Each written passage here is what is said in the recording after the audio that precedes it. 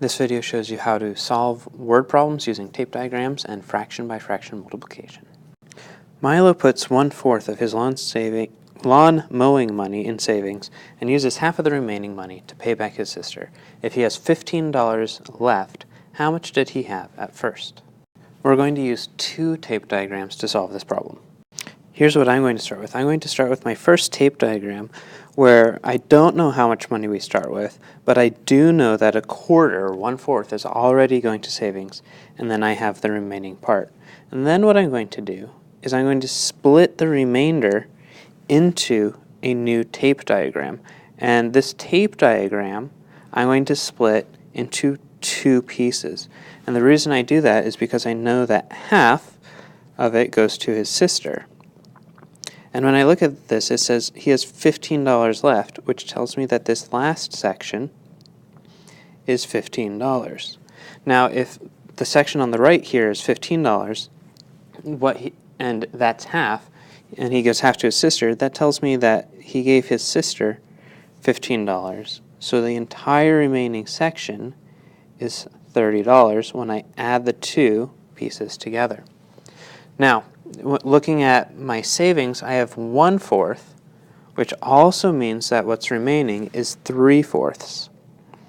And I'm able to find out that 3/4 of 30 is $10 per fourth. I'm essentially taking what I have here and splitting the main amount into fourths, and then dividing that $30 into the sections, so I have $10 each. And if each of those sections are $10, it means that the amount he put into savings is also $10. Now, remember, the question is asking how much did he have at first, not how much did he put into savings. So if I have the $10 from savings and the $30 from the remainder, it tells me that he has $40 at the beginning of his actions. Riverside Elementary School is having a school-wide election for school color.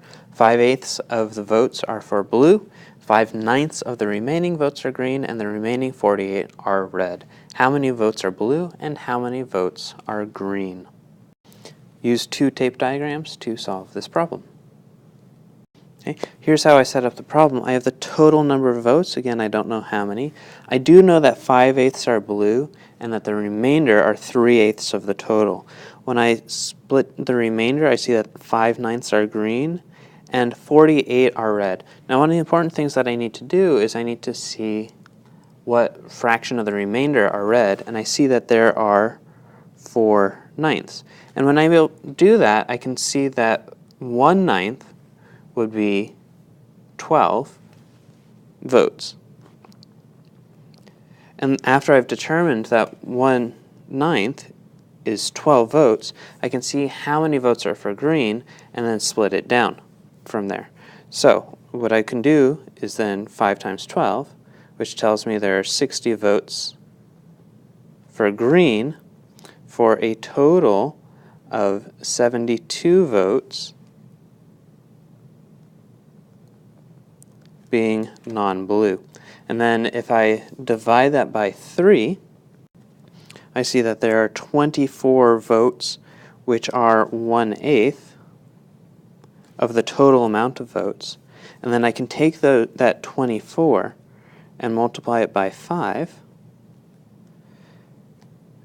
to find out how many blue votes there were. So I have 120 blue votes and 60 green votes.